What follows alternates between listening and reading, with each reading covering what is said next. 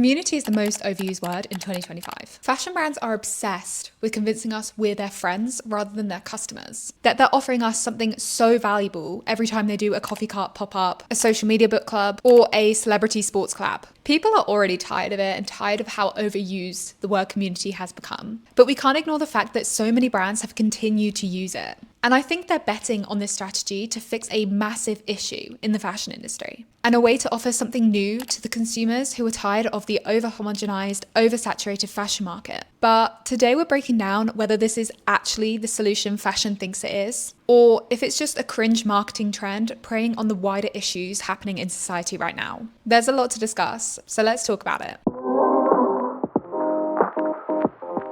Before we do, welcome back to the channel. My name's Katie. I talk about sustainable fashion and often put it into the context of wider fashion, political, cultural things happening. So if that sounds good to you, then make sure you're subscribed to the channel and you're following me on all my other social media, but especially my Instagram account if you want to see your responses to these topics pop up on screen. And with that, let's get into it. Right now in fashion, every brand is currently obsessed with world building, part of their move to recapture loyalty and value perception, two issues that have been plaguing the fashion industry for a while and have cropped up in a lot of my videos before now. Spotlighting their community and I guess making their community feel special is a big part of this. We're going to break down exactly why fashion is obsessed with community right now and what kind of issues it's solving in part 2. But first, let's talk about how fashion is trying to build community and why they're suddenly trying to convince us they're our BFFs, but with excellent taste and amazing cultural relevance.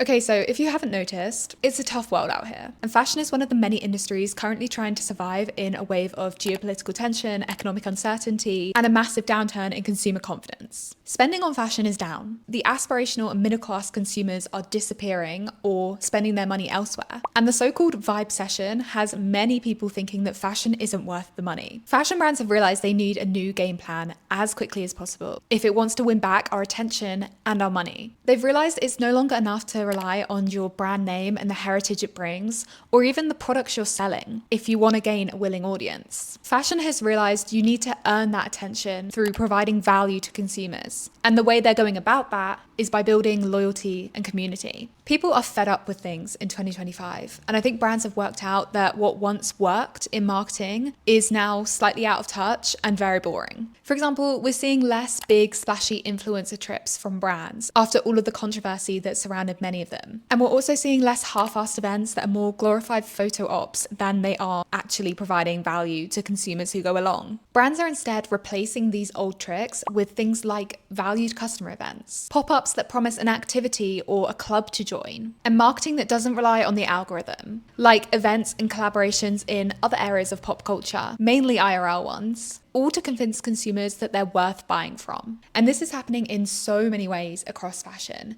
So I've narrowed it down to the biggest examples I can think of that really hit the point, but feel free to chime in with ones I don't hit. I think we'll start with the most obvious example, which is fashion creating IRL meetups and parasocial hangouts. I'm pretty sure everyone's noticed the increase in brands doing things like coffee carts, pop-ups, closet sales, Instagram broadcast channels, because every brand now seems to have one, so you can get DMs about new product launches right next to the messages from your actual friends on Instagram. And I'm pretty sure we've all noticed how parasocial this feels. Like brands now want to be your BFF and go for a cute little shopping and coffee date, but they're selling you the coffee as well as the clothes. Of course, this all ties in very well to the food being the next trend in fashion video that I did recently, and was actually the inspiration for this video, because it helped me realize that this was so much bigger than just brands becoming obsessed with bread and butter. The next example I want to bring up of brands building community is fashion increasing their presence in other areas of pop culture, like music and film. So many examples here, like H&M's LA Festival, Charlie's Brat Summer turning into a H&M sponsorship, but two big examples really come to mind. The first is the Tate McRae Adidas collaboration that's currently happening. The singer Tate McRae has been sponsored by Adidas and is currently wearing a lot of their sets and outfits on tour, which concert goers have definitely started to notice, and they've started wearing Adidas to her concerts in return. The second example I want to bring up here is Half Magic, which is a makeup line but also a joint venture between the studio A24 and makeup artist Donielle Davy, who created the beauty looks for A24's TV show Euphoria. Not only is fashion turning to film and music to build community, it's also tapping into the hobby hype and the obsession with sports we're currently seeing. So many examples here, like the Coco Gauff Miu Miu collab, the sponsored running clubs and exercise classes, book and film clubs happening from pretty much every brand, it seems. Donovan Mitchell for Skims, Uniqlo and Roger Federer, and literally everything that happened over the Olympics last year with athletes basically turning into unboxing influencers. And speaking of athletes into influencers, the example I really want to highlight is the WNBA, which, to be fair, has had makeup and beauty alliances in the past, like Glossier being a partner since 2020. But now that viewership is increasing and there's a sort of hype around women's sports that we haven't seen before, so many more brands are trying to jump on the hype, and so many more brands have signed with the WNBA and are working to turn these athletes into influencers. My final example of how fashion's trying to sneak in community is the amount of brands focusing on the stories and personalities behind their labels. Influencer brands have had so much success with this that I can completely see where fashion is coming from, trying to emulate the success. And I'm now seeing so many brands pushing their founders, their employees, their creative directors forward as the face of the brand and someone consumers can get to know more. We've seen just like luxury brands like Jacquemus pushing their founders more into the spotlight, having them in front of the camera more. But there's also been a spring of I'd say TikTok created brands doing just very memey content and stuff that doesn't really feel like selling fashion. Remy by Riley is, I think, the TikTok brand taking this the furthest. Half their content is just messing around doing TikTok trends, even to the point where they get comments saying, "Do you guys ever promote the brand?" Okay, and with that, I feel like we've reached part 2, which is analyzing why brands are now so focused on community. Like I kind of hinted at before, brands are seeing this as a way to create value, which is something consumers have lost trust in with fashion lately and are asking for more of if they're going to pay the prices that brands set. But we have to ask what value actually means. Because at first glance, it might mean actually better quality for what we're paying or lower prices. But it also could mean brands developing their uniqueness and identity in a very crowded market. Maybe the value to consumers is knowing who the face of the brand is or the famous face they might know who backs it. Maybe it's seeing brands cut above the noise to create excitement and hype and, crucially, keep that hype. Fashion is definitely banking that the latter idea of value will bring more success than simply just doing quality or bringing down the price of products. This is for a couple of reasons I can think of. One, that lowering prices or improving quality is very expensive and bad for your profits. And 2, these tactics don't guarantee loyalty or attention because people are so obsessed with dupe culture or resell over supporting a brand. In this economy, money trumps brand loyalty. So in order to win back consumers, brands need to offer what dropshipping labels and faceless brands on TikTok can't. A sense of identity that people can buy into and benefits like exclusivity or novelty.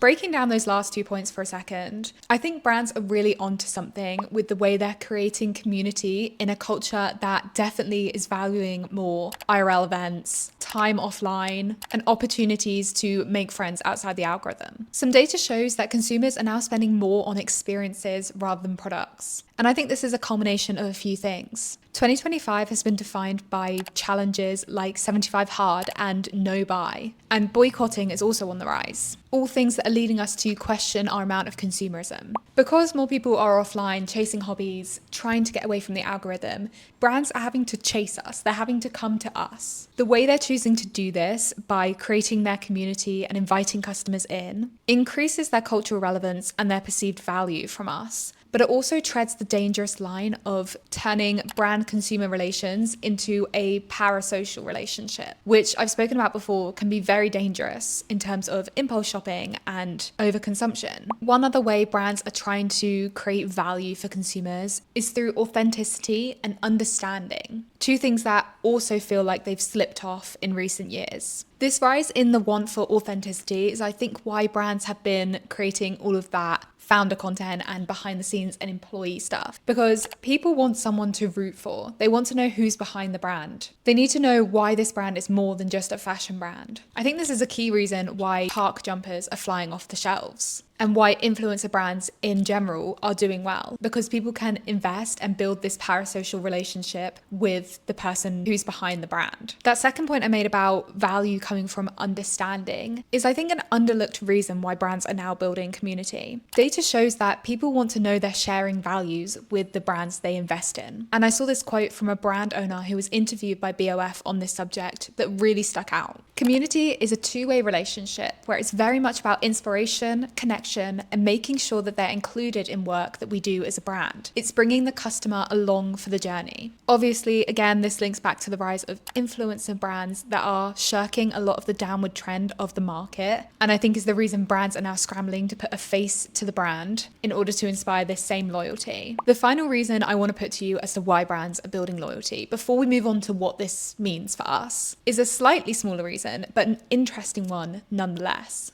Brands are now trying to decouple their success from algorithms. In the age of big tech and their algorithms making popularity through going viral on the internet very attainable but also fickle, brands are worrying about the position that puts them in long term. Couple that with the massive uncertainty as more of these platforms shift to right-wing values and their owners are shown to be very easily politically swayed. I think brands are trying to explore other avenues that promise dedicated, non-algorithmically tied consumer bases. In an article I was reading called "Is the Era of Digital Brand Building Over?", I read that for more brands in recent months, the digital landscape has become more competitive and less efficient in their eyes. According to one brand owner who was interviewed, being a slave to the algorithm is a bad business model. They instead recommended brands invest in their email list, their community, their events, their collaborations, because that's the stuff that's future-proof. And that the brands that survive the next few years are going to be the ones people genuinely want to be a part of. So, okay, part 3, stay with me. What does this actually mean for us as consumers and for the future of the fashion industry? I think a really important POV here is from Imran Ahmed, founder and editor-in-chief of Business of Fashion. So someone you would generally consider well-versed in what's happening in the industry. He said, with every brand managing their own social media accounts, anyone can say they're a community brand. But few brands really make community core to who they are and how they're building a business. And I think this warning delivered by Imran really hits the nail on the head how inauthentic this entire thing feels. And it's not just me getting this weird, icky feeling whenever I see a brand overuse the word community. When I did a call out post on my Instagram stories asking you guys for your thoughts on this entire new trend, you guys did not disappoint in breaking it down or pulling your punches from why it feels so wrong. Let's talk about why it does feel so inauthentic. At every stage of this, it's brands jumping on trends that started organically online. There's a well-documented loneliness epidemic going on, and what started as genuine attempts from people to reach out to others and to fill their lives with something not algorithmically generated has now become co-opted by brands who are seeing this as a marketing funnel to increase their profits even more. There's no guarantee that these efforts from brands to build community will last. No real meaning behind it other than profits. Like, what does fashion know about coffee trucks? And always the underlying idea that this is just a gimmick to get us to buy more. It creates the question, are brands trying to weaponize this loyalty they're desperate to create? And how might they use this as a way to get out of future scandals? If you inspire loyalty and connection with your audience, you're more likely to get them on your side if something goes wrong, like, say, a greenwashing allegation or a scandal comes out about your suppliers. I think this is because you're trying to inspire your audience to see your brand as more than a product. This kind of mentality turns your customers from customers into ambassadors and loyalists who will defend you even in tough times, whether that's a good or bad thing ethically. And, I feel like this strategy comes straight out of the influencer brand book. Keeping all of this in mind, I'm not making the takeaway for this video that you should avoid all of the cool pop-ups and events and stuff for brands that you genuinely enjoy or like for events you genuinely want to go to and it just so happens they're sponsored by a brand. I think we should just all be super aware of what this actually is. A marketing ploy from brands. If we're aware of the fact that the primary motivation from brands here is to sell us more stuff and inspire loyalty and blur those parasocial lines, then we're so much less likely to fall for their propaganda of thinking they actually care for us and resist the temptation of conflating commodities with community. So if all you take away from this video is the fact that brands are wanting to build community because their profits are in question and they've decided it's the right strategy, then I'll be pretty happy. And I hope you'll spot it in the wild next time you come across some community washing. Trademark pending for that word, by the way. Before we end the video, I want to say a special thank you to Ada, who created the graphs for this video and has created a fun little interactive quiz you guys can take to figure out if a brand is community washing or not, which I'm going to link in the description and I think you should all check out. And also thank you so much to everyone who responded to my Instagram stories call out. If you want to get involved in the next ones, then make sure you're following me on Instagram because we always have fun and I always try to include your thoughts in these videos. And with that, thank you so much for watching. Make sure to comment your thoughts, anything I missed out, anything you agreed on, and I hope you have a lovely day. Bye.